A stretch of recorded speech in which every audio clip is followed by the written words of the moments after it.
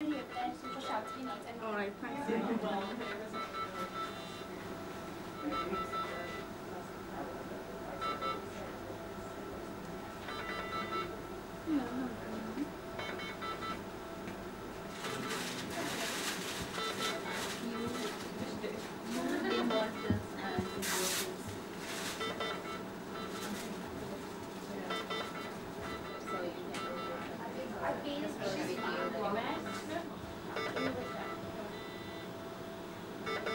I heard him cry, but like for the first time, but then that was just his lungs like starting to help him breathe. But then they took him straight away and put him on a life support machine, put him in a it's funny to say, like a little plastic bag, and that was to keep his body temperature in. Otherwise, to be honest, he wouldn't be here today if they hadn't have done what they did with the life support.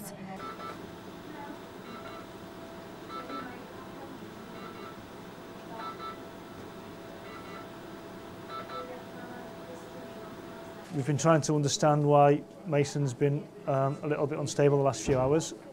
We gave him a blood transfusion to see if that would help, and it's not made much difference. Looking at him now, I think he's actually becoming quite agitated, and we think he may be in some pain. Babies who are on a ventilator normally receive some morphine to make them comfortable. That being on a ventilator, adults tell us is very uncomfortable. We stopped his morphine a couple of days ago because we thought he was going to come off his ventilator, but in fact he's not made much progress, and now he's starting to get a bit upset.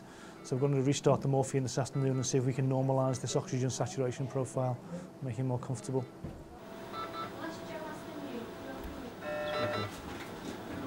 Oh, you're opening your eyes for us. You're opening your eyes.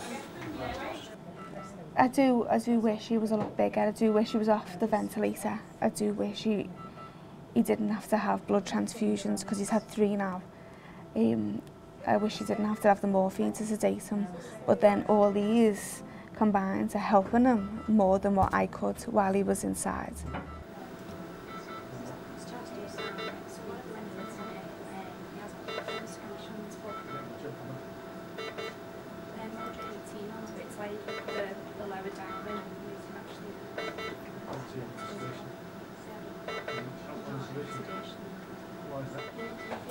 No.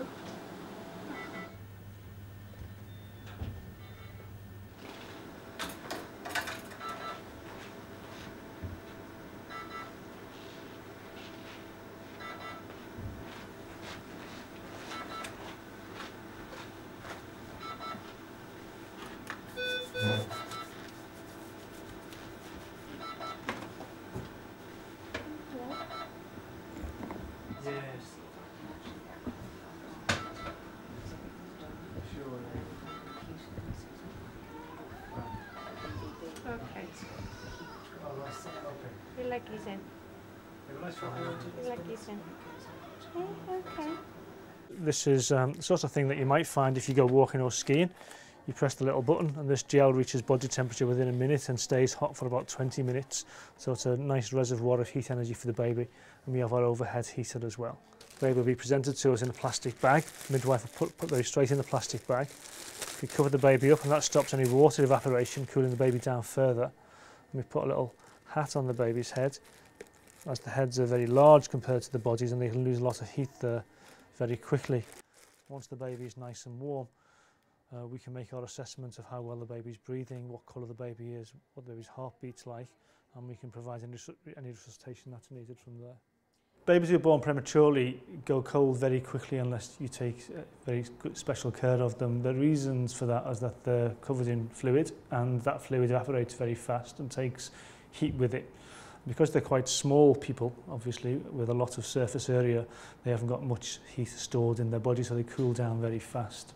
And we've known for a long time that preterm babies who are allowed to go cold are much sicker. They need much more in terms of intensive care, and they're much more likely to die, in fact.